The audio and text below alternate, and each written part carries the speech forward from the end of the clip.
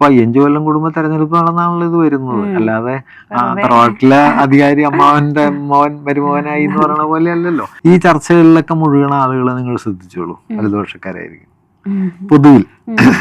ഇതിനെ എതിർക്കുന്ന ഞാനല്ലാതെ ഈ ചർച്ചയ്ക്ക് അവരുടെ വാദത്തെ പോലും അവർക്ക് നോക്കിയിട്ടില്ല. എന്നിട്ട് എന്തൊക്കെയോ ഇരുന്ന് പറയുന്നു. എന്നിട്ട് ഇവര് പറയുന്ന ഈ അസംബന്ധങ്ങൾക്ക് നമ്മൾ മറുപടി പറയണം. അതായത് നിങ്ങൾ 1 മണിക്കൂർ ഒരു ചർച്ച കേട്ടിട്ട് നിങ്ങൾക്ക് എന്ത് പുതിയ ധാരണ ഉണ്ടായെന്ന് ചോദിച്ചാൽ ഒന്നുമില്ല.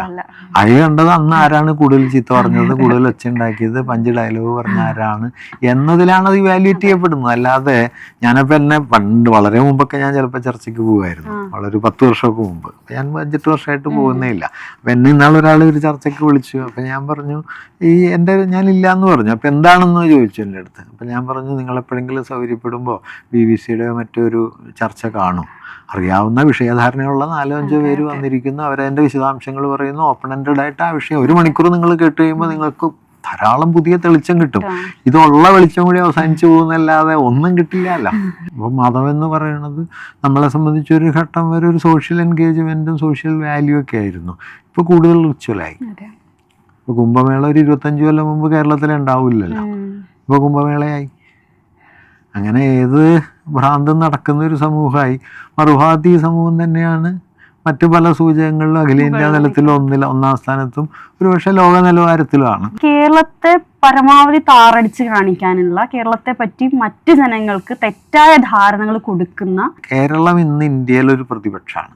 അല്ലാതെ ഇപ്പൊ കേരള സ്റ്റോറിയിൽ പറയുന്ന എന്തെങ്കിലും കേരളത്തിന്റെ യാഥാർത്ഥ്യമാണ് എനിക്ക് തോന്നുന്നില്ല. എൻ്റെ അറിവിൽ ഞാൻ കുറച്ച് അന്വേഷിച്ച് നോക്കി, ലോകത്തെവിടെയെങ്കിലും അത്രയും ബൃഹത്തായ ഒരു സൗജന്യ ഭവന പദ്ധതി ഉണ്ടായിട്ടില്ല. കഴിഞ്ഞൊരു 1/4 നൂറ്റാണ്ടിനിടയിൽ കേരളീയ ജീവിതം ഏതാണ്ട് ഉടനീളം മാറി. അതുവരെ കേരളീയ ജീവിതത്തെ നിയന്ത്രിച്ചിരുന്ന അടിസ്ഥാന ആശയങ്ങളൊക്കെ വലിയ തോതിൽ മാറി. എഴുത്തിൻ്റെ രീതികൾ മാറി, സംഗീതത്തിൻ്റെ സ്വഭാവം മാറി, എല്ലാ മേഖലകളിലും ജീവിത ബന്ധങ്ങളുടെ രീതി മാറി, വിദ്യാഭ്യാസത്തിൻ്റെ സ്വഭാവം മാറി. അതെല്ലാം ഗുണകരമാണോ ദോഷകരമാണോ എന്നൊന്നും നമുക്ക് വിലയിരുത്താറായിട്ടില്ല. പക്ഷെ മാറ്റം ഉണ്ടായി എന്നുള്ളത് നിശ്ചയമായിട്ടും ഉറപ്പുള്ള കാര്യമാണ്. പ്രത്യക്ഷത്തിൽ 2 മാറ്റങ്ങളാണ് എനിക്ക് അനുഭവവേദ്യമായത്. പ്രത്യേകിച്ചും യൂണിവേഴ്സിറ്റിയിലെ അധ്യാപകനൊക്കെ ആയിട്ട് പ്രവർത്തിക്കുന്ന സമയത്ത് എനിക്ക് തോന്നിയ 2 കാര്യങ്ങൾ.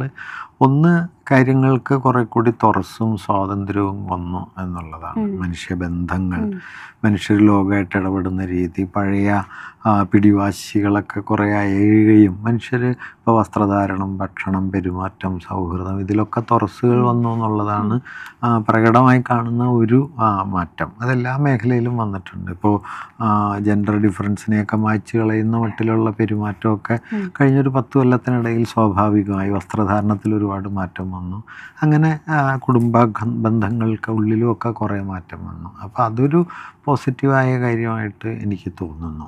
മറുഭാഗത്ത് സംഭവിച്ചൊരു കാര്യം, ഒരു ഫ്രാഗ്മെൻറ്റേഷൻ ഓഫ് എന്താ പറയുക, സോഷ്യൽ ലൈഫ് എന്നോ അണ്ടർസ്റ്റാൻഡിംഗ് എന്നൊക്കെ വിളിക്കാവുന്ന മട്ടിൽ എല്ലാം ചെതറി പോകുന്ന ഒരു സ്ഥിതി വളരെ ശക്തമായിട്ടുണ്ട്. പ്രത്യേകിച്ച് ഞാനത് ഈ പഠിപ്പിക്കുന്നു എന്നുള്ള നിലയിൽ കൂടിയാണ് പറയുന്നത്. കാരണം ഒരു വിഷയത്തെ സൂക്ഷ്മമായിട്ട് പിന്തുടർന്ന് ചെന്ന് അതിനാവശ്യമുള്ള അത്രയും ശ്രദ്ധ കൊടുത്തൊരു കാര്യത്തിൽ മനസ്സർപ്പിക്കാനുള്ള സന്നദ്ധത വളരെ കുറഞ്ഞിരിക്കുന്നു. 5 മിനിറ്റ് കൊണ്ടോ 10 മിനിറ്റ് കൊണ്ടോ കാണാവുന്നതും മനസ്സിലാക്കാവുന്നതായ കാര്യങ്ങൾ മതി എന്നൊരു യുക്തി വന്നിരിക്കുന്നു. ആ യുക്തിയുടെ ഒരു അപകടം എന്ന് വെച്ചാൽ പൊതുസമൂഹത്തിൽ ഒരാഴക്കുറവ് വരും. എല്ലാ വിഷയങ്ങളും നിങ്ങൾക്ക് 5 മിനിറ്റിലേക്ക് സംഗ്രഹിക്കാൻ പറ്റില്ല. അപ്പോൾ അങ്ങനെയുള്ള വിഷയങ്ങൾ മതി എന്നൊരു സൊസൈറ്റി തീരുമാനിച്ചാൽ ആ സൊസൈറ്റി ഒരു ഉള്ള സമൂഹമാവും. അത്തരത്തിലുള്ള ഒരു ഹോളോനെസ് പതുക്കെ ഇവോൾവ് ചെയ്ത് വരുന്നത് മറുഭാഗത്ത് കാണുന്നുണ്ട്. അപ്പോൾ ഒരു ഭാഗത്ത് സ്വാതന്ത്ര്യബോധമാണ്, മറുഭാഗത്തൊരു കാമ്പില്ലായ്മയാണ്. ഇത് രണ്ടും തമ്മിലുള്ള ഒരു കലരൽ സംഭവിക്കുന്നുണ്ട്. അതേസമയം തന്നെ ഇതിൻ്റെയൊക്കെ മറുപുറത്ത് ഒരു സിവിയറായിട്ടുള്ളൊരു വലതുപക്ഷവൽക്കരണവും ഉണ്ട്. ആചാരങ്ങൾ, ഇപ്പോൾ മതമെന്ന് പറയണത് ഒരു 90% ഇപ്പോൾ ആചാരമായി കഴിഞ്ഞിട്ടുണ്ട്. അല്ലാതെ അതിൻ്റെ മറ്റനുഭവ മൂല്യങ്ങളില്ല. അപ്പം അതുകൊണ്ട് നമുക്ക് ഒരൊറ്റ ദിശയിലാണ് ഈ മാറ്റങ്ങൾ നീങ്ങുന്നതെന്ന് പറയാൻ പറ്റില്ല. പല ദിശകളുണ്ട്. അതിൽ ഓരോന്നിനെയും പ്രത്യേകമായിട്ട് പരിഗണിച്ചുകൊണ്ടേ നമുക്ക് ഒരു അഭിപ്രായം പറയാൻ പറ്റും. പൊതുവായിട്ട് ഇന്ന ദിശയിൽ മാറുന്നു എന്ന് പറയുന്നത് അത്ര ശരിയാണ്. ഇപ്പം നമ്മളിങ്ങനെ മാറുന്ന ഒരു സൊസൈറ്റി റിഗ്രസീവ് ആവുമെന്ന് പ്രതീക്ഷിക്കില്ലല്ലോ. പക്ഷേ ഈ മാറ്റമൊക്കെ ഉണ്ടായ സമൂഹം ഒരു 25 കൊല്ലത്തേക്കാൾ കൂടുതൽ ആചാരപരമാണ്, കമ്മ്യൂണലാണ്, റിച്വലിസ്റ്റിക് ആണ്. അപ്പോൾ ഇത് രണ്ടും തമ്മിൽ എങ്ങനെ ചേരുന്നു എന്നുള്ള ചോദ്യമൊക്കെ അവിടെ അവശേഷിക്കുന്നുണ്ട്. ഇതിലൊരു സാമൂഹിക പ്രസ്ഥാനങ്ങളുടെ പങ്ക് അല്ലെങ്കിൽ ഒരു ഇടപെടൽ എങ്ങനെയാണെന്ന് തോന്നുന്നു? സാമൂഹിക പ്രസ്ഥാനങ്ങൾ എന്ന് പറഞ്ഞാൽ ഇപ്പോൾ രാഷ്ട്രീയ പാർട്ടികളാണ് ഏറ്റവും പ്രധാനമായിട്ടുള്ളത്. രാഷ്ട്രീയ പാർട്ടികളെ സംബന്ധിച്ച് എനിക്ക് തോന്നുന്നൊരു കാര്യം, ഈ ഒരു ബേസിക് ലെവലിലൊരു സോഷ്യൽ ചേഞ്ച് മെറ്റീരിയൽ തലത്തിൽ സംഭവിക്കുന്നുണ്ട്. ഇപ്പോൾ പശ്ചാത്തല സൗകര്യം വികസിക്കുന്നുണ്ട്, റോഡുകൾ ഉണ്ടാവുന്നുണ്ട്, ആശുപത്രി, സ്കൂളുകൾ, അങ്ങനെയുള്ള അടിസ്ഥാന കാര്യങ്ങളിൽ വലിയ മാറ്റം ഉണ്ടാകുന്നുണ്ട്. അല്ലെങ്കിൽ ക്ഷേമ പദ്ധതികളൊക്കെ കാര്യക്ഷമമായിട്ട് നടക്കുന്നുണ്ട്.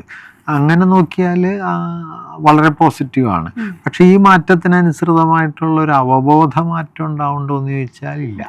സോഷ്യൽ ബിഹേവിയറിൽ വരുന്നില്ല, സോഷ്യൽ കോൺഷ്യസ്നെസ്സിൽ വരുന്നില്ല. ഇപ്പം നമ്മൾ ഈ പറഞ്ഞ ഇത്രയും വികാസം നേടിയ ഒരു ഇത്രയും ഭൗതിക വളർച്ചയുള്ള ഒരു സമൂഹം ഏത് തരത്തിലുള്ള ജീവിതബോധം വെച്ച് പുലർത്തണം? ഇപ്പോൾ വളരെ സിമ്പിളായിട്ട് പറയാം.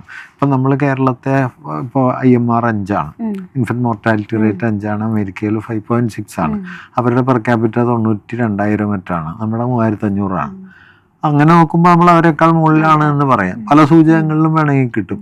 പക്ഷേ കേരളത്തിൽ എന്താണ് സ്ത്രീകളുടെ സാമൂഹ്യ ജീവിതം? എത്ര സാമൂഹ്യ സുരക്ഷിതത്വമുണ്ട്? എത്ര സ്പേസ് ഉണ്ട്? തൊഴിലെടുക്കുന്ന സ്ത്രീക്ക് തൻ്റെ തൊഴിലിൽ നിന്ന് കിട്ടുന്ന വരുമാനം ഉപയോഗിക്കാൻ എത്ര സ്വാതന്ത്ര്യമുണ്ട്? അപ്പം അങ്ങനെ നോക്കുന്ന സമയത്ത് ഈ ഭൗതിക വളർച്ചകളൊക്കെ ഒരു ഭാഗത്തുണ്ടാകുമ്പോഴും റിഗ്രസീവായ ഫാമിലിയൽ സ്ട്രക്ചേഴ്സ്, പാട്രിയാർക്കി, ഇതെല്ലാം മറുഭാഗത്ത് തുടരുകയാണ് ചെയ്യണത്. അപ്പോൾ ഈ കോൺഫ്ലിക്റ്റ് പ്രധാനപ്പെട്ട ഒരു കാര്യമാണ്. ഈ കോൺഫ്ലിക്റ്റ് അഡ്രസ്സ് ചെയ്തില്ലെങ്കിൽ എന്ത് പറ്റുമെന്ന് വെച്ചാൽ മാറ്റങ്ങളൊക്കെ ഇൻസ്ട്രുമെൻ്റലായി നിൽക്കുകയും കോൺഷ്യസ്നെസ്സിൻ്റെ ലെവലിൽ ലോകം പഴയതൊന്നു പോലും പറഞ്ഞുകൂടാ, പഴയതിനേക്കാൾ യാഥാസ്ഥിതികത്വം പലയിടത്തും ഉണ്ട്. ഇപ്പോൾ ആചാരലോകം, ഇപ്പോൾ മതം എന്ന് പറയുന്നത് നമ്മളെ സംബന്ധിച്ചൊരു ഘട്ടം വരെ ഒരു സോഷ്യൽ എൻഗേജ്മെൻറ്റും സോഷ്യൽ വാല്യൂ ഒക്കെ ആയിരുന്നു. ഇപ്പോൾ കൂടുതൽ റിച്വലായി. ഇപ്പോൾ കുംഭമേള ഒരു 25 കൊല്ലം മുമ്പ് കേരളത്തിൽ ഉണ്ടാവില്ലല്ലോ, ഇപ്പോൾ കുംഭമേളയായി. അങ്ങനെ ഏത് ഭ്രാന്തം നടക്കുന്ന ഒരു സമൂഹമായി. മറുഭാഗത്ത് ഈ സമൂഹം തന്നെയാണ് മറ്റു പല സൂചകങ്ങളിലും അഖിലേന്ത്യാ തലത്തിൽ ഒന്നാം സ്ഥാനത്തും ഒരുപക്ഷെ ലോക നിലവാരത്തിലുമാണ്. അപ്പോൾ ഈ വൈരുദ്ധ്യം കേരളത്തെ വിഴുങ്ങുന്നുണ്ട് എന്നുള്ളതൊരു വലിയ പ്രശ്നമാണ്. അതുപോലെ തന്നെ പ്രൊപ്പഗണ്ടകൾ നിറഞ്ഞ പല സിനിമകൾ ഉറപ്പായിട്ടും അത്തരത്തിൽ കേരളത്തെ പരമാവധി താറടിച്ച് കാണിക്കാനുള്ള, കേരളത്തെ പറ്റി മറ്റു ജനങ്ങൾക്ക് തെറ്റായ ധാരണകൾ കൊടുക്കുന്ന സിനിമകളും പാട്ടുകളും പുറത്ത് നമ്മളൊന്ന് പോയാൽ പോയി നമ്മുടെ അടുത്ത് ചോദിക്കുന്ന ചോദ്യങ്ങൾ ഇത് ബേസ് ചെയ്തിട്ടായിരിക്കും. അപ്പൊ അത്രത്തോളം നമ്മുടെ ജനങ്ങളെ തെറ്റിദ്ധരിപ്പിച്ചിട്ടുണ്ട്. അതിന് പ്രത്യേകമായി കേരളത്തെ ടാർഗറ്റ് ചെയ്യാനുള്ള കാരണം ടാർഗറ്റ് ചെയ്യുന്നതെന്ന് പറഞ്ഞാൽ വളരെ സിമ്പിളാണല്ലോ. കേരളമാണ് വാസ്തവത്തിൽ ഇന്ന് അഖിലേന്ത്യാ തലത്തിൽ എന്താ പറയുക, ഹിന്ദുത്വ ഫാഷിസത്തോടും നിയോ ലിബറൽ പോളിസികളോടും ഒക്കെ ഒരു കൗണ്ടർ പെർസ്പെക്റ്റീവ് വയ്ക്കുന്നത് കേരളം മാത്രമാണ്. ഇപ്പോൾ കേരളത്തിലെ എന്താ പറയുക സാമൂഹ്യ അല്ലെങ്കിൽ ഭരണ നടപടികളുടെ സ്വഭാവം ഇപ്പോൾ കഴിഞ്ഞ 10 വർഷത്തെ ഗവൺമെൻറ്റിനെ എടുത്താൽ 2 ആസ്പെക്റ്റ് നമുക്ക് കാണാം. ഒരു ഭാഗത്ത് 5 ലക്ഷം വീടുകൾ വരുന്നു, ഹരിതകർമ്മസേന വരുന്നു, കുടുംബശ്രീ സംവിധാനം ശക്തിപ്പെടുന്നു, അങ്ങനെ കീഴ്ത്തട്ട് അല്ലെങ്കിൽ സ്ത്രീ സുരക്ഷാ പെൻഷൻ വരുന്നു, ക്ഷേമ പെൻഷനുകൾ വരുന്നു. അങ്ങനെ കീഴ്ത്തട്ടിലെ ഏറ്റവും അടിസ്ഥാന ജനതയെ വലിയ തോതിൽ പരിരക്ഷിച്ചുകൊണ്ടാണ് ഒരു ഭാഗത്ത് നടക്കുന്നത്. മറുഭാഗത്താണെങ്കിൽ NH വികസനം വരുന്നു, ഗെയിൽ പൈപ്പ് വരുന്നു, വിഴിഞ്ഞം പദ്ധതി വരുന്നു, അങ്ങനെ വലിയ ഇൻഫ്രാസ്ട്രക്ചർ ഡെവലപ്മെൻറ്റ് വരുന്നു. അതായത് ഈ 2 തലങ്ങളിലും മാറ്റം വരുത്തുന്നു. അല്ലാതെ മൂലധന താല്പര്യങ്ങളെ മാത്രം മുൻനിർത്തിയിട്ടല്ല ഇത് ചെയ്യുന്നത്. ഇപ്പോൾ ലൈഫ് മിഷൻ ഏതാണ്ട് 20,000 കോടി രൂപ സ്പെൻഡ് ചെയ്ത് കഴിഞ്ഞു. 5 ലക്ഷം ആളുകൾക്ക് വീടാകുന്നു. ഇത് സാധാരണ നിലയിൽ നിയോ ലിബറൽ ആസ്പെക്റ്റ് ഉള്ളവർക്ക് യാതൊരു താല്പര്യമില്ലാത്തതാണ്. അവർ അതിനെ വേസ്റ്റ് ആകുന്ന പണമായിട്ടാണ് കാണുക. 5 ലക്ഷം ആളുകൾക്ക് വീട് വെച്ച് കൊടുക്കുക. പക്ഷെ അതിൻ്റെ പുറകിലൊരു പോളിസി ഉണ്ട്. അപ്പം അത്തരം പോളിസികൾ ഒരു ഭാഗത്ത്, പിന്നെ അഡമൻ്റായി ഹിന്ദുത്വത്തെ ചെറുക്കുന്നു എന്നത് മറുഭാഗത്തുണ്ട്. അപ്പോൾ ഈ രണ്ടും കൂടി ചേർന്ന ഒരു കോമ്പിനേഷനാണല്ലോ ഇന്നത്തെ കേന്ദ്രഭരണം എന്ന് പറയുന്നത്. ആ കോമ്പിനേഷനെ സംബന്ധിച്ച് ഒരുപക്ഷെ കേരളം, പിന്നെ വേണമെങ്കിൽ കുറഞ്ഞൊരളവിലാണെങ്കിലും തമിഴ്നാട്, ഇങ്ങനെ 1-2 സ്ഥലങ്ങൾ മാത്രമാണ് ഒരു ബദലുള്ളത്. ഇപ്പം ബാക്കി പല സ്ഥലത്തും ഭരണകക്ഷി വേറെയാണെങ്കിലും ബദലല്ല. അതേ യുക്തിയുടെ തന്നെ മിനിയേച്ചർ ഫോംസ് ആണ് നമ്മൾ അവിടെ കാണുക. ഭരണകക്ഷി വേറെ ആയിരിക്കും, ചിലപ്പോൾ മൃദുസ്വഭാവം മാത്രമേ ഉണ്ടാവുള്ളൂ. അല്ലാതെ ഒരു ബലിഷ്ഠമായ ഒരു കൗണ്ടർ. കേരളം എന്ന് പറയുന്നത് എന്താണെന്നറിയോ? അത് കേരളം ഇന്ന് ഇന്ത്യയിലൊരു പ്രതിപക്ഷമാണ്. ഇന്ത്യയിലെ ഭരണയുക്തിയുടെ ഒരു പ്രതിപക്ഷമാണ് കേരളം. ഞാൻ പറയുന്നത് കേരള ഭരണം മാത്രമല്ല, കേരളീയ സമൂഹം. ഇപ്പം മതമൈത്രി നിലനിർത്തുന്നതായാലും അല്ലെങ്കിൽ സാമൂഹ്യ വളർച്ചയുടെ തലത്തിലായാലും ഒക്കെ കേരളം എന്ന് പറയുന്നത് സ്വയമേവ ഒരു പ്രതിപക്ഷമാണ്. അല്ലാതെ ഭരണത്തിൻ്റെ തലത്തിൽ മാത്രമല്ല, അത് സോഷ്യൽ ഓർഡറിൽ. ഇപ്പോൾ എന്താ പറയുക, കഴിഞ്ഞ ദിവസം ഒരു ഇത് കാണുന്നുണ്ടായില്ല, ഒരു ബസ്സിന് തീ പിടിച്ചിട്ട് ഒരു വിത്തിൻ 5 minutes 10-15 പേര് ഫയർ എക്സ്റ്റിംഗ്വിഷറായി വന്ന് ആ പ്രശ്നം അവരുടെ വണ്ടിയിൽ എടുത്തിട്ട് വരുന്നു, കടയിൽ നിന്ന് എടുത്തിട്ട് വരുന്നു, 5 minute കൊണ്ട് ഈ സാധനം അവസാനിപ്പിക്കുന്നു. ഇപ്പൊ കേരളത്തിന് പുറത്തൊരു സ്ഥലത്താണെങ്കിൽ ഒരു ഫയർ എക്സ്റ്റിംഗ്വിഷർ എങ്ങനെയാണ് വർക്ക് ചെയ്യിക്കുകയെന്ന് ഉണ്ടാവണമെന്നില്ല. ഉണ്ടായാൽ തന്നെ ഇതുകൊണ്ട് എന്താ ചെയ്യേണ്ടതെന്ന് അറിയണ ആരും ഉണ്ടാവില്ല. വിത്തിൻ 3 or 4 minutes ആ പ്രോബ്ലം സെറ്റിൽ ചെയ്തു. ഇത് കേരളം നേടിയ ഒരു വലിയ ഒരു വളർച്ചയുടെ അടയാളമാണ്. അപ്പൊ അതൊന്നും വാസ്തവത്തിൽ ഈ ഹിന്ദുത്വ യുക്തിക്കോ നിയോ ലിബറൽ താല്പര്യങ്ങൾക്കോ നിരക്കുന്നതല്ല. അതുകൊണ്ട് അവരിതിനെ താറടിക്കാനുള്ള ഒരു, പിന്നെ അവരെന്ത് ശ്രമിച്ചിട്ടും ഫലിക്കുന്നുമില്ല. അതുകൊണ്ടല്ലോ ഇപ്പോൾ കഴിഞ്ഞ ലോക്സഭാ തെരഞ്ഞെടുപ്പിൽ BJPക്ക് 19% വോട്ടുണ്ട്. ഇവിടെ പഞ്ചായത്തിൽ ഇത് ആയപ്പോൾ അത് 15% കുറഞ്ഞു, 14.6-7 മറ്റോ ആയിരിക്കുന്നു. ദാറ്റ് മീൻസ് അവരുടെ എല്ലാ ശ്രമങ്ങൾക്ക് ശേഷം അവർ വിജയിക്കുന്നൊന്നുമില്ല.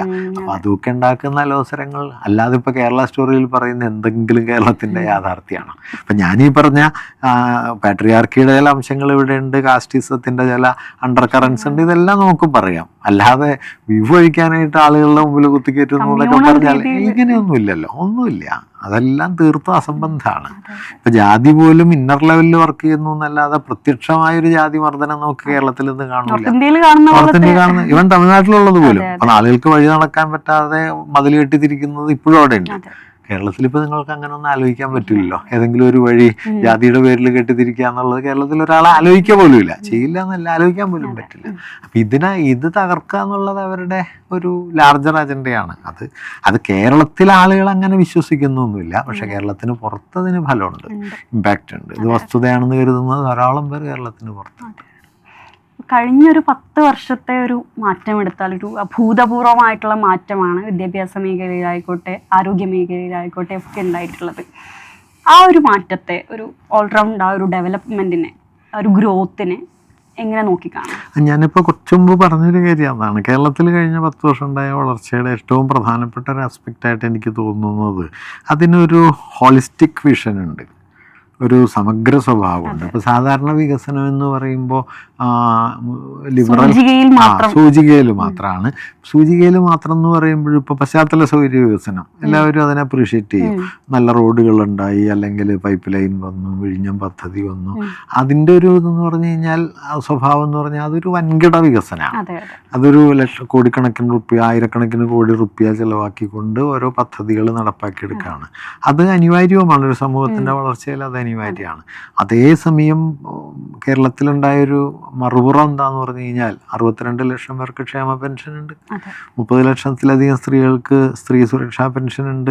ഇപ്പോൾ ഏതാണ്ട് 1 കോടി ആളുകൾ കേരളത്തിൽ പലതരത്തിലുള്ള ക്ഷേമ പെൻഷനുകൾ ലഭിക്കുന്നവരാണ്. ഒരു വീട്ടിൽ തന്നെ 2-3 പെൻഷനുകൾ കിട്ടാവുന്ന സ്ഥിതി പോലും ഇപ്പോൾ ഉണ്ട്. അപ്പം അത് ഒരു എന്താ പറയുക, ഈ വൻകിട വികസനത്തിൻ്റെ ഒരു വൻകിട യുക്തിക്ക് മറുപുറമാണ് അത്. 5 ലക്ഷം വീടുകൾ പൂർത്തിയായിരിക്കുന്നു, 20,000 കോടി രൂപയോളം സ്പെൻഡ് ചെയ്യപ്പെട്ടിരിക്കുന്നു എന്നത് എനിക്ക് തോന്നുന്നില്ല. എൻ്റെ അറിവിൽ ഞാൻ കുറച്ച് അന്വേഷിച്ച് നോക്കി, ലോകത്തെവിടെയെങ്കിലും അത്രയും ബൃഹത്തായൊരു സൗജന്യ ഭവന പദ്ധതി ഉണ്ടായിട്ടില്ല. ലോകത്തെവിടെ ഉണ്ടായിട്ടില്ല. 5000 വീടുണ്ടാവും, അല്ലെങ്കിൽ 50,000 വീടുണ്ടാവും. 5 ലക്ഷം വീടുകൾ എന്ന് പറയുന്നത്, അല്ലെങ്കിൽ ഇപ്പോൾ കേരളത്തിൻ്റെ അതിദാരിദ്ര്യ നിർമ്മാർജ്ജനം 0.565% ആയിരുന്നല്ലോ നമ്മുടെ അതിദാരിദ്ര്യം. നാഷണൽ ആവറേജ് 11-12% ഉത്തർപ്രദേശിലൊക്കെ ആണെങ്കിൽ 30-35 ഒക്കെ ഉണ്ട്. സ്വാഭാവികമായിട്ട് വേണമെങ്കിൽ 5.5% നമുക്ക് നെഗ്ലക്ട് ചെയ്യാവുന്നതേ ഉള്ളൂ. അതൊരു ഇല്ലാത്തൊരു കാര്യമാണ്. പക്ഷെ 60,000 ആളുകളെ കണ്ടെത്തി അവർക്ക് സപ്പോർട്ടിങ് മെക്കാനിസം കൊടുത്ത് ആയിരിക്കുമല്ലോ. ഇപ്പൊ ഇത്തവണ 40 കൊല്ലമായിട്ട് കടൽ കയറുന്ന സ്ഥലമാണ് ചെല്ലാനം പഞ്ചായത്ത്. അത് ടെട്രോപ്പാഡിട്ട് ആ പ്രശ്നം മുഴുവൻ പരിഹരിച്ചെങ്കിലും അവിടെ തോറ്റുകയാണ് ചെയ്തത്. അപ്പൊ ഞാൻ പറഞ്ഞെന്താന്ന് വെച്ച് കഴിഞ്ഞാൽ, അങ്ങനെ ഏറ്റവും അടിസ്ഥാന തലത്തിലുള്ള മനുഷ്യരുടെ ആവശ്യങ്ങളെ ഒരു ഭാഗത്തും, ഏറ്റവും പ്രധാനപ്പെട്ട പശ്ചാത്തല സൗകര്യ വികാസം മറുഭാഗത്തും, ഇത് രണ്ടും ചേരുന്ന ഒരു വിഷയം. അതിന്റെ ഭാഗമായിട്ടാണ് ഇപ്പൊ ആശുപത്രി നോക്കിയാൽ പ്രൈമറി ഹെൽത്ത് സെന്റർ നന്നായിട്ടുണ്ട്, അല്ലെങ്കിൽ നമ്മുടെ താലൂക്ക് ആശുപത്രികൾ നന്നായിട്ടുണ്ട് എന്നുള്ളതുപോലെ ഇന്ത്യയിലെ ആദ്യത്തെ അവയവ മാറ്റവെക്കൽ ആശുപത്രി 600 കോടിക്ക് മുകളിലാണ് കേരളത്തിൽ വരുന്നത്. അത് ഇന്ത്യയിൽ ഒന്നേ ഉള്ളൂ, പിന്നെ ചൈനയിലേ ഉള്ളത്. അപ്പം അങ്ങനെ വൻ പദ്ധതികൾ ഒരു ഭാഗത്ത് വരുന്നുണ്ട്.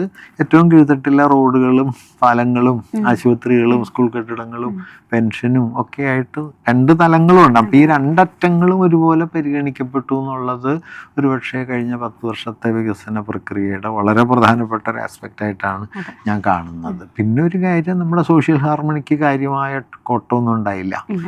ഇപ്പം ഈ പറഞ്ഞ കോലാഹലങ്ങളൊക്കെ ഉണ്ടെങ്കിലും എന്തെങ്കിലും ഒരു കമ്മ്യൂണൽ ഇഷ്യൂ ഉണ്ടാകുന്നില്ല, സോഷ്യൽ കോൺഫ്ലിക്റ്റ് ഉണ്ടാകുന്നില്ല.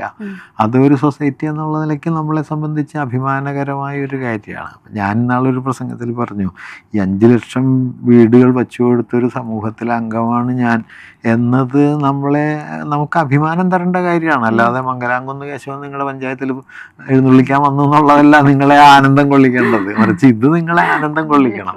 അങ്ങനെ പറ്റും എന്നുള്ളത് ചെറിയൊരു കാര്യമല്ല, ഒരു സമൂഹം നിലയ്ക്ക് വലിയ നേട്ടമാണ്. വയനാട് ഇപ്പോൾ ആ വീടുകൾ പൂർത്തിയാവുന്നു. അല്ല, ഞാൻ പറഞ്ഞ അങ്ങനെ ഏത് തലത്തിലെടുത്താലും പിന്നെ പല വീഴ്ചകളും ഒക്കെ ഉണ്ടാവും. ഇപ്പോൾ ആശുപത്രിയിൽ രോഗികൾ മരിക്കലോ അല്ലെങ്കിൽ എന്താ പറഞ്ഞ പണിത പാലങ്ങളിൽ ഏതെങ്കിലും സ്ലാബ് ഇടിഞ്ഞു വീഴലോ, അതെല്ലാം കാഷ്വലായ കാര്യങ്ങളാണ്. നമ്മുടെ മാധ്യമാന്തരീക്ഷം ചെയ്യുന്നൊരു കാര്യം കൂടി പറയണം. ഈ സാമൂഹ്യ വളർച്ചയുടെ പ്രതലങ്ങളെ മുഴുവൻ മറച്ചു വെച്ചിട്ട് വലതുപക്ഷത്തിന് വേണ്ടി മാത്രം പണിയെടുക്കുന്ന ഒരു നിലയിലേക്ക് മാധ്യമങ്ങൾ മാറി എന്നുള്ളതാണ് ഈ കഴിഞ്ഞ ജനങ്ങൾ എത്രത്തോളം സ്വാധീനിച്ചിട്ടുണ്ട്.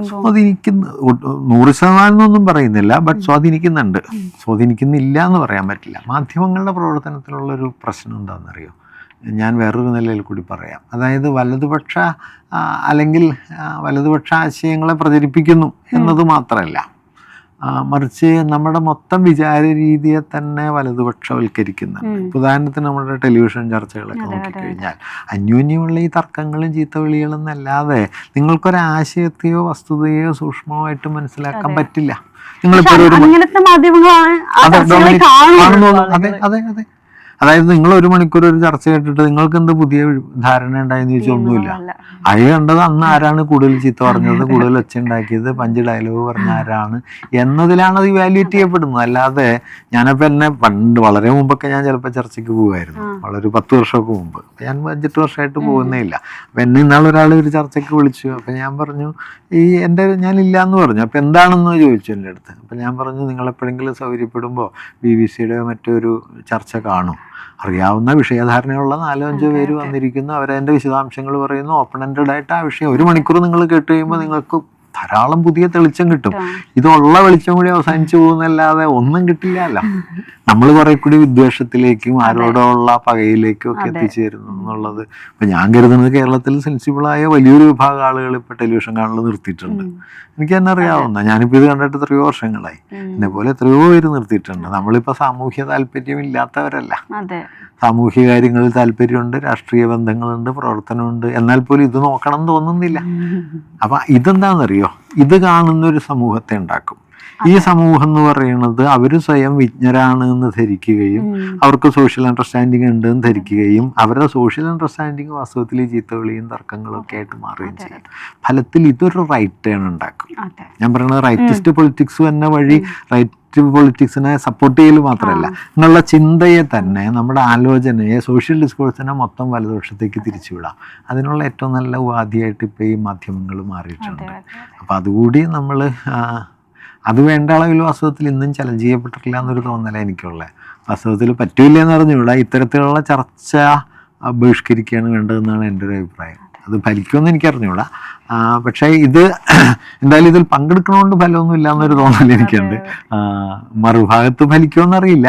പിന്നെ ഡെയിലി പൊളിറ്റിക്സിൻ്റെ പലതരം സമ്മർദ്ദങ്ങൾ ഉണ്ടാവുമല്ലോ, നമുക്കത് പൂർണ്ണമായിട്ട് ഒഴിവാക്കാനൊന്നും പറ്റില്ല. പക്ഷേ ഈ പ്രോബ്ലം അതുണ്ട്. അതായത് ഈ ചർച്ചയിൽ ആര് ജയിക്കുന്നു എന്നുള്ളത് വാസ്തവത്തിൽ ഇമ്മെറ്റീരിയലാണ്. ഈ ചർച്ച റൈറ്റിസ്റ്റ് ആണെന്നുള്ളതാണ് പ്രശ്നം എൻ്റെ അഭിപ്രായത്തിൽ. ആ ചർച്ചയുടെ ലോജിക്ക് ഫ്രെയിം തന്നെ റൈറ്റിസ്റ്റ് ആണ്, ന്യൂട്രൽ അല്ല. അതുകൊണ്ട് നിങ്ങൾ ചർച്ചയിൽ ജയിച്ചാലും ആത്യന്തികമായിട്ട് ജയിക്കുന്നത് റൈറ്റിസ്റ്റ് യുക്തിയാണ്. അത് നമ്മൾ കാര്യഗൗരവത്തോടെ കാണണം. അത് മൊത്തം മാധ്യമാന്തരീക്ഷത്തിൽ ഇപ്പോൾ ഉണ്ട്, രീതിയായി മാറി. അതായത് എല്ലാറ്റിനെയും ഞാനും ചില സമയത്ത് പറയാറുണ്ട്, ഈ പണ്ട് ഹെവർമാസ് ഒക്കെ പറയും, ഈ അറിവിൻ്റെ 3 പ്രതലങ്ങൾ എന്ന് പറഞ്ഞിട്ട് പുള്ളി ഇൻഫർമേഷൻ, ഇൻ്റർപ്രിട്ടേഷൻ ആൻഡ് ക്രിട്ടീക്ക് എന്ന് പറയും. വിവരം, വ്യാഖ്യാനം, വിമർശം എന്ന് പറഞ്ഞു. ഈ 3 പ്രതലങ്ങളായിട്ട് ഇത് വന്നം എന്ന് പറയും. ഇപ്പോൾ വാസ്തവത്തിൽ നമ്മളെ മാധ്യമങ്ങളിൽ നോക്കിയാൽ വിവരം കുറച്ചൊക്കെ വരും എല്ലാ ദിവസവും. വ്യാഖ്യാനവും വിമർശനവും ഒന്നുമില്ല. പിന്നെ ഉള്ളത് കുറേ വിവാദങ്ങളുണ്ടാവും, പിന്നെ കുറേ നേരം പോക്കുകളുണ്ടാവും. ഈ നേരം വാസ്തവത്തിൽ ഈ ടെലിവിഷൻ ചർച്ചകൾ തന്നെ ഒരർത്ഥത്തിൽ നേരം പോക്കല്ലേ. ഇപ്പം എൻ്റെ ഒരു സുഹൃത്ത് ചാനൽ ചർച്ചയെക്കുറിച്ച് പറഞ്ഞത് ഈ ആണുങ്ങളുടെ സീരിയലാണ്. പെണ്ണുങ്ങൾ സീരിയൽ കാണും, ആണുങ്ങൾ ചാനൽ ചർച്ച കാണും, രണ്ടൊന്നും തന്നെയാണ്. അത് വാസ്തവത്തിൽ ഉണ്ടാക്കണ എഫക്റ്റ് ഒന്നും തന്നെയാ. ആണുങ്ങളുടെ സീരിയലാണെന്നാണ് പറഞ്ഞത്. അപ്പൊ അത് നന്നായിട്ട് എനിക്ക് തോന്നി. ഞാൻ 2 സ്ഥലത്ത് പറഞ്ഞു ഇതിങ്ങനെയൊക്കെ പറയുമ്പോൾ ചാനലുകാർക്ക് ഇഷ്ടാവില്ല, എന്നാലും ഇതിൽ അങ്ങനെ ഒരു വസ്തുതയുണ്ട്. ഞാൻ പറഞ്ഞ ആ ഒരു തരത്തിലുള്ള പൊള്ളത്തരം അതിലുണ്ട്, ഭയങ്കരമായിട്ടുണ്ട്. പക്ഷേ ഇതിനൊക്കെയാണ് റേറ്റിംഗ് ഉള്ളതെന്ന് അവർ പറയുന്നു. അവരിപ്പോൾ പേഴ്സണലായിട്ട് കുറ്റപ്പെടുത്തിയിട്ട് കാര്യമില്ല. പക്ഷെ ഇതാണ് റേറ്റിംഗ് ഉള്ളത്, TRP കൂടുന്നു, അപ്പൊ കൂടുന്നു. അപ്പൊ ഒരാളോട് ചോദിച്ചു, പേര് ഞാൻ പറയുന്നില്ല, എന്തിനാണ് ഇങ്ങനെയുള്ള ആളുകളെ വിളിക്കുന്നത്? അപ്പൊ പറഞ്ഞു അവർക്കാണ് ഭയങ്കര റേറ്റിംഗ് എന്ന് പറയുന്നത്. അതായത് ഞാനിപ്പോ ഏറ്റവും അവസാനം പങ്കെടുത്ത ചർച്ച ശബരിമല പ്രശ്നത്തിലാണ്. അപ്പം ആ ചർച്ചയിൽ ഞാൻ പോകുമ്പോൾ കേരളത്തിലെ മുതിർന്ന 1-2 പേര് ആ ചർച്ചയിലുണ്ട്. അപ്പം അന്ന് സുപ്രീം കോടതി ജഡ്ജ്മെന്റ് വന്നിട്ട് 2 ആഴ്ചയായിട്ടുണ്ടാവുള്ളൂ. അപ്പം അതിൽ ഒരു ഡിസെന്റ് നോട്ട് എഴുതിയ ഒരു ജസ്റ്റിസ് ഉണ്ട്, ഇന്ദു മൽഹോത്ര എന്ന് പറഞ്ഞിട്ട്. ബാക്കി 4 പേരാണ് ഇതിന് അനുകൂലമായിട്ട് എഴുതിയത്, ഒരാൾ ഡിസെന്റ് എഴുതുകയാണ്. ആ ഡിസെന്റ് ജഡ്ജ്മെന്റ് വായിച്ചാൽ ലീഗലി അവരതിനെ സ്ഥാപിക്കാൻ ശ്രമിക്കുന്നുണ്ട്, എന്തുകൊണ്ട് പാടില്ല എന്നുള്ളത്. ശരിയോ തെറ്റൊന്നുമല്ല, ലീഗലായ വളരെ പ്രൊഫൗണ്ടായ കുറെ ആർഗ്യുമെന്റ്സ് അവർ വെച്ചിട്ടുണ്ട്. അപ്പൊ ഈ ചർച്ചയ്ക്ക് വരുന്നവര് അത് നോക്കുന്നതാണല്ലോ നമ്മൾ പ്രതീക്ഷിക്കുന്നത്. ഒറ്റ ആള് നോക്കിയിട്ടില്ല. ഇതിനെ എതിർക്കുന്ന ഞാനല്ലാതെ ഈ ചർച്ചയ്ക്ക് അവരുടെ വാദത്തെ പോലും അവർക്കും നോക്കിയിട്ടില്ല. എന്നിട്ട് എന്തൊക്കെയോ ഇരുന്ന് പറയുന്നു. എന്നിട്ട് ഇവര് പറയുന്ന ഈ അസംബന്ധങ്ങൾക്ക് നമ്മൾ മറുപടി പറയണം. അപ്പൊ അനുകൂലിക്കേണ്ടി വരും. അല്ലെങ്കിൽ ആ ലീഗലായ ഒരു പോയിന്റ് ഉണ്ടല്ലോ അതിനകത്ത്, അവരത് നല്ല. ഞാൻ അതിന്റെ ഒരു സമ്മറി വായിച്ചിരുന്നു. അപ്പൊ ഞാൻ സമ്മറി വായിച്ചെന്നാ വെച്ചാൽ ഈ ചർച്ചയിൽ ആരെങ്കിലും പറഞ്ഞാൽ നമുക്ക് അതിനോട് പ്രതികരിക്കേണ്ടി വരുമല്ലോ എന്നുള്ളതുകൊണ്ട് ഞാൻ വായിച്ചതാ. ഇത് കണ്ടിട്ടുമില്ല, ഇത് വായിച്ചിട്ടുമില്ല, ഒന്നുമില്ല. ചർച്ച എന്ന് പറഞ്ഞാൽ എന്താ വെച്ചാൽ അപ്പൊ വായി തോന്നുന്ന എന്തെങ്കിലുമൊക്കെ വിളിച്ചു പറയാ. അത് മൊത്തത്തിൽ എന്താണെന്നറിയോ, നമ്മുടെ സോഷ്യൽ ഡിസ്കോഴ്സിന്റെ സ്റ്റാൻഡേർഡ് താണു പോകും. ഇപ്പൊ നിങ്ങൾ ചായക്കടയിൽ നിന്ന് തർക്കിക്കുന്നതിൽ തെറ്റൊന്നുമില്ല. അന്യോന്യം കവലയിൽ നിന്ന് സംസാരിക്കുന്നതോ തർക്കിക്കുന്നതോ തെറ്റല്ല. പക്ഷെ അതാണ് നമ്മുടെ സോഷ്യൽ ഡിസ്കോഴ്സിന്റെ ആകമാനമുള്ള ക്യാരക്ടർ എന്ന് പറഞ്ഞാൽ ആ സമൂഹത്തിന് നല്ലതല്ല. അങ്ങനെ ചർച്ച ചെയ്യാവുന്ന ചില വിഷയം ഉണ്ടാവും, അങ്ങനെയേ ചർച്ച ചെയ്യാൻ പറ്റാത്ത വിഷയങ്ങളുണ്ട്. അപ്പോൾ കേരളത്തിലെ വലതുപക്ഷവൽക്കരണത്തിൻ്റെ ഏറ്റവും പ്രധാനപ്പെട്ട ഒരു അടയാളമായിട്ട് എനിക്ക് തോന്നുന്ന ഒരു കാര്യം ഞാൻ പറയാം, അത് ആൻറ്റി ഇൻ്റലക്ച്വലിസമാണ്. ബൗദ്ധികമായി സൂക്ഷ്മമായിട്ട് ആലോചിക്കുകയോ ആശയങ്ങൾ പറയുകയോ ചെയ്താൽ കേരളീയ സമൂഹം ഇപ്പോൾ ജനറലി അതിനെ തള്ളിക്കളയും. ഒരു സാധനത്തെ അംഗീകരിക്കില്ല, അത് തട്ടിപ്പാണെന്നോ ജാർഗണാണെന്നോ അങ്ങനെ എന്തെങ്കിലുമൊക്കെ പറഞ്ഞിട്ട് തള്ളിക്കളയും. നോക്കൂ, എല്ലാവർക്കും ഒറ്റക്കിഴവിക്ക് മനസ്സിലാവുന്ന മട്ടിൽ ലോകത്തെ എല്ലാ കാര്യവും പറയാൻ പറ്റില്ല. ചിലത് അങ്ങനെ പറയാൻ പറ്റും, ചിലത് ഇടനിലയിലെന്ന് പറയാൻ പറ്റും, ചിലത് വളരെ കോംപ്ലിക്കേറ്റഡ് ആയിരിക്കും. ആ കോംപ്ലിക്കേഷനായ വിഷയവും സമൂഹത്തെ മനസ്സിലാവണമല്ലോ. ഇത് കേരളം ഒരു പൊള്ള സമൂഹമാവുന്നതിൻ്റെ അടയാളമാണ് ഈ ചർച്ചകൾ എന്നാണ് എൻ്റെ ഒരു വാദം. അത് വലതുപക്ഷത്തിൻ്റെ വലിയൊരു, ഈ ചർച്ചകളിലൊക്കെ മുഴുവൻ ആളുകളെ നിങ്ങൾ ശ്രദ്ധിച്ചോളൂ, വലതുപക്ഷക്കാരായിരിക്കും പൊതുവിൽ. ഇപ്പൊ നിങ്ങൾ ഇതിൽ ചർച്ചയ്ക്ക് വന്ന BJPയുടെ ഒക്കെ പ്രതിനിധികൾ ചർച്ച ചെയ്യണ ശ്രദ്ധിച്ചാൽ അറിയാം, ഒരു കാമ്പും കണയുണ്ടാവില്ല. വെറുതെ ഒച്ചയെടുക്കാൻ നുണകൾ അങ്ങ് ശക്തമായിട്ട് ആധികാരികമായിട്ട് പറയാ, പറഞ്ഞൊരു മണ്ടത്തരം ഒന്നുകൂടി വെച്ചാൽ ആവർത്തിക്കുക. അതെ അതെ അതെ അതാ ഞാൻ പറഞ്ഞത്. അപ്പൊ അവനവനോടും ലോകത്തോടും വസ്തുതകളോടും ഒരു കമ്മിറ്റ്മെന്റും ഇല്ലാത്ത ഒരാൾക്കൂട്ടം ഇങ്ങനെ ഉണ്ടായി വരികയാണ്. അതാണ് ഞാൻ കേരളത്തിന്റെ വലതുപക്ഷവൽക്കരണം എന്ന് പറയുന്നത്. അല്ലാതെ റൈറ്റ് പൊളിറ്റിക്കൽ പാർട്ടികൾക്ക് വോട്ട് കിട്ടുന്നു എന്നുള്ളത് മാത്രമല്ല, ഇത് വളരെ അപകടകരമാണ്. കാരണം ഇത് ആളുകൾ തിരിച്ചറിയില്ല. ഇപ്പൊ BJPക്ക് 15% വോട്ട് കിട്ടിയാൽ നമുക്ക് കാണാമല്ലോ, നമ്മളറിയുമല്ലോ അവര് ജയിച്ചു എന്ന്. ഇതറിയില്ല, ഇതെവിടെയും കാണില്ല. പലപ്പോഴും നമ്മളും ഇതാവും, ഈ ഉപ്പിയിലേക്ക് നമ്മളും പോയി വീഴും. അത് നമ്മൾ തന്നെ അറിയില്ല ഈ നമ്മൾ അങ്ങനെ ആവുന്നുണ്ട് എന്നുള്ളത്. അതൊരു വലിയ അപകടം പിടിച്ചൊരു നീക്കമാണ്, പ്രശ്നമാണ്. കേരളം ശ്രദ്ധാപൂർവം പ്രതിരോധിക്കേണ്ട ഒരു ആൻറ്റി ഇൻ്റലക്ച്വൽ സൊസൈറ്റി എന്ന് പറയുന്നത് ഒരു ഫാസിസ്റ്റ് സൊസൈറ്റിയാണ്. ഫാഷിസത്തിൻ്റെ ആദ്യത്തെ അടയാളങ്ങളിലൊന്ന് ആൻറ്റി ഇൻ്റലക്ച്വലിസമാണ്. അതിനിന്ന് കേരളത്തിൽ നല്ല പേരുണ്ട്. അപ്പം അതൊക്കെ നമ്മൾ ശ്രദ്ധാപൂർവം, ഞാൻ തുടക്കത്തിൽ പറഞ്ഞില്ലേ, പുതിയ തലമുറയുടെ സ്വാതന്ത്ര്യബോധവും തുറസ്സും അവരുടെ ഉദാരതകളും ഒക്കെ നിലനിൽക്കുമ്പോൾ തന്നെ ഈ എലമെൻ്റ് അവിടെയുണ്ട്, ആൻറ്റി ഇൻ്റലക്ച്വലാണ്. ശ്രദ്ധാപൂർവ്വം ഒരു കാര്യത്തിൽ ഇപ്പോൾ ഒരു പേപ്പർ ആവശ്യം വേണ്ട വിവരം നെറ്റിൽ നിന്ന് സെർച്ച് ചെയ്ത് എടുക്കുക എന്നുള്ളതിനപ്പുറം അതിൽ നിന്നൊരു പേപ്പർ ഡൗൺലോഡ് ചെയ്ത് ഒരു 15-20 പേജുള്ള ഒരു പേപ്പർ വായിച്ചൊരു വിഷയത്തെ സൂക്ഷ്മമായിട്ട് മനസ്സിലാക്കാൻ പറ്റുന്ന ആളുകൾ ഇന്ന് വളരെ കുറവാണ്. 20 പേജൊന്നും ഒരു കുട്ടിക്ക് ഇപ്പോൾ വായിക്കാൻ പറ്റില്ല. ആവശ്യം വേണ്ട വിവരങ്ങൾ, ഞാനിപ്പോൾ യൂണിവേഴ്സിറ്റിയിലൊക്കെ എത്രയോ കാലമായിട്ട് ഇത് ചെയ്യുന്നു. പേപ്പർ പല വിവരങ്ങൾ ശേഖരിച്ച് കോർത്തിണക്കി ഒരു സാധനം എഴുതും, അല്ലാതെ ഒരു ഫുൾ ടെക്സ്റ്റ് വായിക്കുക എന്നുള്ളത് ഏതാണ്ട് അവസാനിച്ചിരിക്കുന്നു. അതൊക്കെ അപകടം പിടിച്ച പ്രശ്നങ്ങളാണ്. ഇതുപോലെ തന്നെ ഇപ്പോൾ നമുക്കൊരു അവസാനത്തെ ചോദ്യത്തിലേക്ക് കിടക്കാം. കേരളത്തിൻ്റെ ഒരു ചരിത്രം എടുത്താൽ ഒരേ ഗവൺമെൻറ് തുടർച്ചയായി വിജയിച്ചു പോരുക എന്നുള്ളതൊരു അസ്വാഭാവികമായിട്ടുള്ള കാര്യമായിരുന്നു. പക്ഷെ ഇപ്പോൾ കഴിഞ്ഞ ടേം എടുക്കുകയാണെങ്കിൽ 10 വർഷം ഒരുമിച്ച് ഒരു ഗവൺമെൻറ് അധികാരത്തിലേറുന്നു. ഇതിനെ ഒരു ഡെവലപ്മെന്റ് ആസ്പെക്റ്റിൽ നോക്കുമ്പോൾ ഇപ്പോൾ ഹെൽത്ത് സെക്ടർ ആയിക്കോട്ടെ, എഡ്യൂക്കേഷൻ സെക്ടർ ആയിക്കോട്ടെ, ഒരു തുടർച്ച ഉണ്ടായിട്ടുണ്ട്. എവിടെയും നമുക്കൊരു ഫുൾ സ്റ്റോപ്പ് ഇടേണ്ടി വന്നിട്ടില്ല. മറ്റൊരു പ്ലോട്ട് ട്വിസ്റ്റ് വരുന്ന സമയത്ത് ഉണ്ടാകുന്ന പ്രശ്നങ്ങളൊന്നും തന്നെ ഉണ്ടായിട്ടില്ല. ഒരു കണ്ടിന്യൂറ്റി ഉണ്ടായിട്ടുണ്ട്. അത് ഏത് രീതിയിൽ കേരളത്തിലെ ജനങ്ങൾക്ക് അല്ലെങ്കിൽ ഇവിടുത്തെ ഒരു ഡെവലപ്മെന്റ് സെക്ടറിന് ഉപയോഗപ്രദമായിട്ടുണ്ടെന്ന് തോന്നുന്നു? തീർച്ചയായിട്ടും ഉപയോഗപ്രദമാണ്. അല്ലെങ്കിൽ ഇപ്പൊ ചോദ്യത്തിൽ പറഞ്ഞ പോലെ തന്നെ ഒരു 5 കൊല്ലം കഴിയുമ്പോൾ മുമ്പുണ്ടായിരുന്ന പദ്ധതികൾ പലതും നിലച്ചു പോകും, പെർസ്പെക്റ്റീവ് മാറും, പിന്നെ വേറെ എന്തെങ്കിലും കൊണ്ടുവരാൻ ശ്രമിക്കും, അത് പാതി വഴിയിലാവുമ്പോഴേക്കും അത് നിലച്ചു പോകും. അങ്ങനെ പലതരത്തിലുള്ള, ഞാനിതിൽ പറയുന്ന ഒരു കാര്യമുണ്ട്, ആളുകൾ ഈ തുടർ ഭരണം എന്നൊക്കെ പറഞ്ഞ് വെച്ചുണ്ടാക്കുമല്ലോ.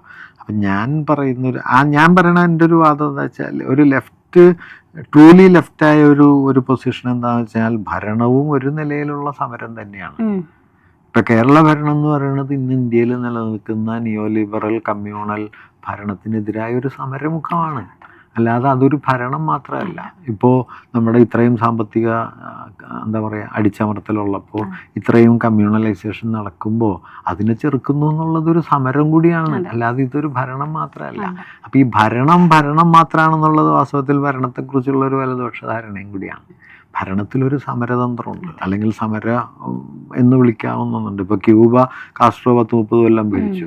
ആ 30 കൊല്ലം ഇമ്പീരിയലിസത്തിനെതിരായ സമരമായിരുന്നു, അല്ലാതെ അയാളോട് പ്രസിഡന്റായിട്ട് ആഘോഷമായിട്ട് ഇരിക്കുകയല്ല. അല്ലെങ്കിൽ ഇങ്ങനെ ലോകത്ത് പലരും ഭരിക്കുന്നു, അവരെല്ലാം ഈ പറയുന്ന നിലയിൽ സമരം കൂടിയാണ്. പക്ഷെ അതല്ലാത്ത സ്വേച്ഛാധിപത്യം ഉണ്ടാവും. അപ്പൊ ഈ സ്വേച്ഛാധിപത്യപരമായ തുടർഭരണങ്ങളെ പോലെ തന്നെയാണ് ഇപ്പൊ 5 കൊല്ലം കൂടുമ്പോൾ തെരഞ്ഞെടുപ്പ് നടന്നാണല്ലോ ഇത് വരുന്നത്. അല്ലാതെ തറവാട്ടിലെ അധികാരി അമ്മാവന്റെ മരുമോനായി എന്ന് പറയുന്ന പോലെ അല്ലല്ലോ.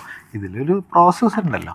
അതുകൊണ്ട് അത് പ്രധാനപ്പെട്ടതാണ്. കാരണം പ്രത്യേകിച്ചും കേരളത്തിൽ കഴിഞ്ഞ 10 വർഷത്തെ ഭരണത്തിൻ്റെ ഒരു സവിശേഷത ഞാൻ നേരത്തെ പറഞ്ഞ പോലെ, അടിസ്ഥാന ജനവിഭാഗങ്ങളെ പരിഗണിച്ചുകൊണ്ട് ഒരു ഭാഗത്ത്, പശ്ചാത്തല സൗകര്യ വികസനത്തിൽ ഊന്നിക്കൊണ്ട് മറുഭാഗത്ത്, ഇതോടൊപ്പം തന്നെ സോഷ്യൽ ഹാർമണിയും അതുപോലെ തന്നെ വർഗീയ വിരുദ്ധ നിലപാടും ഉറപ്പിച്ചെടുത്തുകൊണ്ട്, പിന്നെ ബഹുതല സ്പർശിയായ മനുഷ്യജീവിതത്തെ ആകമാനം പരിഗണിച്ചുകൊണ്ടുള്ള, എല്ലാം തീർന്നു എന്നൊന്നുമല്ല, ധാരാളം പോരായ്മകൾ നമുക്കിപ്പോഴും പറയാൻ പറ്റും, പരിഹരിക്കപ്പെടേണ്ട പ്രശ്നങ്ങളുണ്ടാവും. പക്ഷേ ഈ ഒരു പൊസിഷൻ ഉണ്ട് എന്നുള്ളത് വളരെ വളരെ പ്രധാനമാണ്. പ്രത്യേകിച്ചും ഇന്നത്തെ ഇന്ത്യൻ സാഹചര്യത്തിൽ മിക്കവാറും അവശേഷിക്കുന്ന ഒരേ ഒരു കൗണ്ടറാണ്.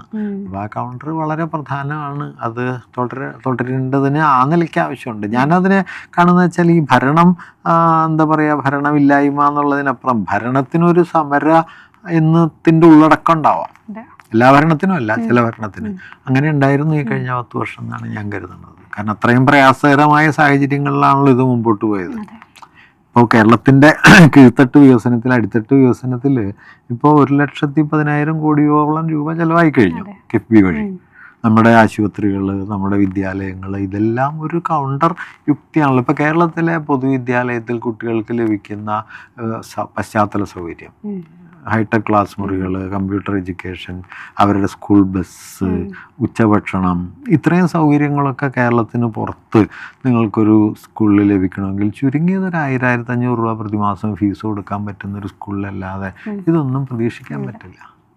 അതാണ് ഇവിടെ കിട്ടുന്നത്. നമ്മുടെ ആശുപത്രികൾ, ആശുപത്രികളിൽ കിട്ടുന്ന ചികിത്സ കേരളത്തിന് പുറത്ത് എവിടെയാണ് കിട്ടുക?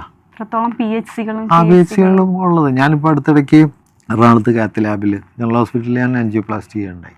അപ്പോൾ അവിടെ എല്ലാ ദിവസവും 15-20 ആൻജിയോപ്ലാസ്റ്റി നടക്കും. ഈ 15-20 ആൻജിയോപ്ലാസ്റ്റി എന്ന് പറഞ്ഞാൽ പുറത്തൊരു സ്വകാര്യ ആശുപത്രിയിലാണെങ്കിൽ ഒരു 3-3.5 ലക്ഷം രൂപ വരും. ഇവിടെ പരമാവധി 25,000 രൂപയാണ് വരിക. അതിൻ്റെ അടിസ്ഥാന ചെലവുകൾ, അല്ലെങ്കിൽ മുറി വാടക എന്നൊക്കെ പറഞ്ഞ്. ചിലർക്ക് അതും വരില്ല. അപ്പം ഇങ്ങനെ നടക്കാണല്ലോ. അത് കഴിഞ്ഞ 12 വർഷമായിട്ട് നടക്കുകയാണ്. അപ്പോൾ അതൊരു പൊതുസമൂഹത്തിന്, എൻ്റെ അടുത്ത് അവിടുത്തെ ഒരു ഹോസ്പിറ്റൽ സൂപ്രണ്ട് പറയുകയുണ്ടായി, എറണാകുളം ജില്ലയുടെ എക്കോണമിയെ സംരക്ഷിക്കുന്നതിൽ ഞങ്ങൾക്കൊരു വലിയ പങ്കുണ്ടെന്ന്. അത് വസ്തുതയാണ്. അതെ അതെ കാരണം അല്ലെങ്കിൽ അവിടെ വരുന്ന രോഗികളിൽ ഒരു 90% മറ്റ് ആശുപത്രിയിൽ ചികിത്സയ്ക്ക് പോയാൽ അവരൊന്നുകിൽ ലോൺ എടുക്കേണ്ടി വരും, അല്ലെങ്കിൽ വീട് പണയം വെക്കേണ്ടി വരും. ഈ ക്രൈസിസ് നേരിടാതെ അവർ കടന്നു പോകുന്നുണ്ട്. അപ്പം അങ്ങനെ എത്രയോ വലിയ കാര്യങ്ങൾ, അതെല്ലാം വാസ്തവത്തിൽ കഴിഞ്ഞൊരു 10 വർഷത്തെ ഭരണത്തിൻ്റെ വലിയ നേട്ടങ്ങളായിട്ടാണ് എനിക്ക് തോന്നിയിട്ടുള്ളത്. അപ്പം അതാ ഞാൻ പറഞ്ഞത്, അതൊരു കൗണ്ടർ പൊസിഷനുമാണ്. അതിനകത്തൊരു സമരമുണ്ട്, അല്ലാതെ അതിനെ ഭരണം മാത്രമായിട്ടല്ല കാണേണ്ടത്. ഭരണത്തിനകത്തൊരു സമരം നിങ്ങൾക്ക് കൊണ്ടുവരാൻ പറ്റും. അതുകൂടിയുള്ളതായിരുന്നു കഴിഞ്ഞ 10 വർഷം എന്നുള്ളതാണ് അതിൻ്റെ ഒരു പ്രാധാന്യമായിട്ട് ഞാൻ കാണുന്നത്. ശരിക്കും മാഷ് കേട്ടിരിക്കുക എന്ന് പറയുന്നത് സന്തോഷമുള്ള കാര്യമാണ്. അതുപോലെ തന്നെ പൊളിറ്റിക്കലി ഒരു നോളജ് അക്വയർ ചെയ്യുന്നതിൻ്റെ കൂടി ഭാഗമാണെന്നാണ് ഞാൻ മനസ്സിലാക്കുന്നത്. മാഷ് നേരത്തെ ഹേബർമാസിനെ ഉദ്ധരിച്ച് പറഞ്ഞ പോലെ തന്നെ ഇൻഫർമേഷനും ഇൻ്റർപ്രിട്ടേഷനും എന്നാൽ അതിനെ കൃത്യമായി ക്രിട്ടിക്കലി നോക്കിക്കാണുന്ന, ഇപ്പോൾ നേരത്തെ മാധ്യമങ്ങളുമായി ബന്ധപ്പെട്ട ചർച്ച തന്നെ അതിനൊരു ഉദാഹരണമാണ്. ഇത്രയും ടൈം ലിമിറ്റ് ഉണ്ടായിട്ടും മാഷ് ഇവിടെ വന്നതിലും ഞങ്ങളോട് സംവദിച്ചതിലും ഒരുപാട് സന്തോഷം.